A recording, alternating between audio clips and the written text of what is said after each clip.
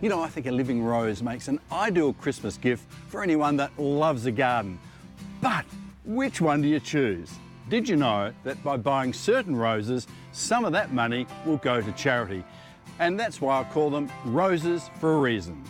Rose Society stalwart Graham Douglas has spent a lifetime growing, judging and promoting roses.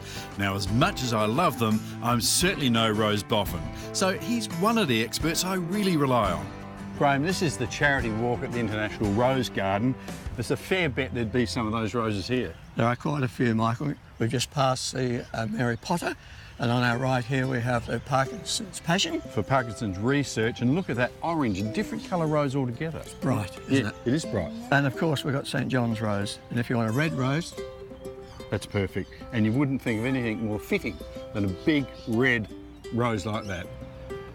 I'm sure most people have heard of the Victor Chang Research Institute and of course the Heart Foundation. This is their rose. Michael, this is Fiona's wish. Fiona was the youngest heart transplant recipient. Look at this beautiful colour. Excellent colour. And you're getting two roses for the price of one. You've got the lovely gold on the back, lovely red on the front, and it's a great rose at all stages. Fiona's wish. Beautiful name. Lovely name, lovely girl. On our website, you'll find a list of roses for a reason. Many are grown at Knight's Nursery in Gawler, and that's because Daniel Knight himself has put a lot of hard work into the concept of creating them. Daniel, these are all charity roses. So how does it all work? How does the charity get to have a rose named after it? Sometimes, Michael, we approach the charity and we'll pick a rose that we think will fit with their group. Other times, the charity will approach us. Perfect fit, I think, for Peter Brock. It's bright red colour, repeats flowers very well. Yeah, excellent. Variety, the children's charity, are the recipient of this royalty. What about Black Caviar? Well, this rose we had about 4 years before we released it, and it was just one of the most fragrant roses I can remember. I nicknamed it Black Caviar, and we put the royalties from this rose back into the National Jockeys Trust. Oh, fantastic. That's a rose called Guardian Angel, and then we put the royalties for that into Pregnancy Loss Australia. And this, the darkest red. That was the Daniel Morecambe rose. That's been a great rose for us, and it's returned a lot of money back to the Daniel Morecambe Foundation. It's incredible to think that hundreds of thousands of dollars has been raised.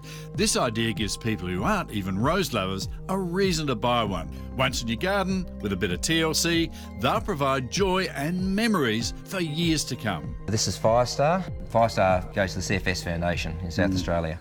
Picked up every award around the world the year that it was released, that rose. Stunning. And this is glorious. That's a new one for the Variety Club. That hasn't actually been released yet. It's released next April. A rose called Butterfly Kisses. Good cutting rose, lasts forever. It's a fantastic rose, that one. And I'm thinking this one would almost have to be my favourite.